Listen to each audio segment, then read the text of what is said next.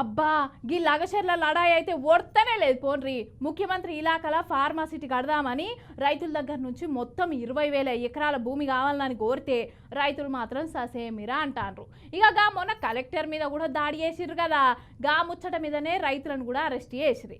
ఇంకా అరెస్ట్ అయిన రైతుల కుటుంబం వాళ్ళు ప్రెస్ మీట్లు పెట్టి ఏం చెప్పిర్రో విన్నారా?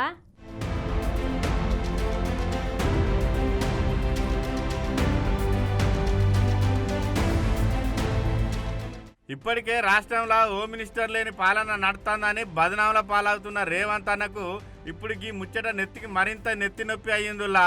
లగచర్ల లడాయిల రైతులను అరెస్ట్ చేసి జైల్లో పెట్టింది ఎరుకున్న ముచ్చటే కదా.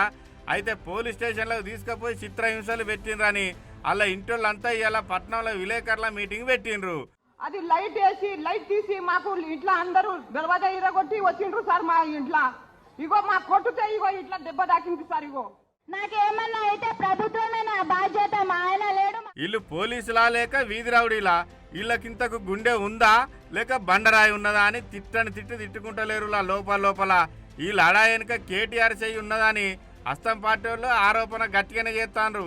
ఈ ముచ్చట్ల కావాల్సుకుని కక్ష కట్టి ఎప్పుడెప్పుడు అరెస్ట్ చేయాలనా అని సర్కారు ఉరకలేస్తానట్టున్నది కదా. అసొంటి వాళ్లకు సమాధానం చెప్పనికి బీఆర్ఎస్ భవన్ కి పిలిపించుకొని మళ్ళోసారి మీటింగ్ పెట్టిండు విలేకరులతోని కేటీఆర్.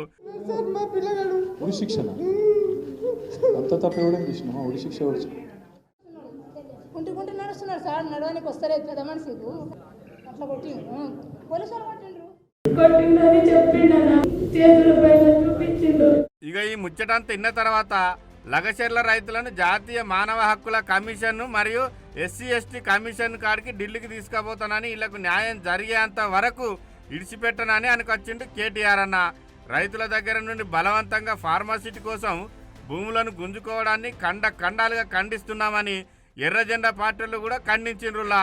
అగో మార్పు రావాలి, కాంగ్రెస్ రావాలని ఉరికి ఓటేస్తిమి, ఇందిరమ్మ రాజ్యం అంటే ఎగిరి గంతెత్తిమి, ప్రజాపాలన అంటే పరుగులు తీత్తిమి. కానీ గిదేంది రైతుల ఈపు వలకొచ్చే పాలన నడుతుందని కామెంట్లు చేస్తాను 6 గ్యారెంటీలు అందని ఓటర్లు.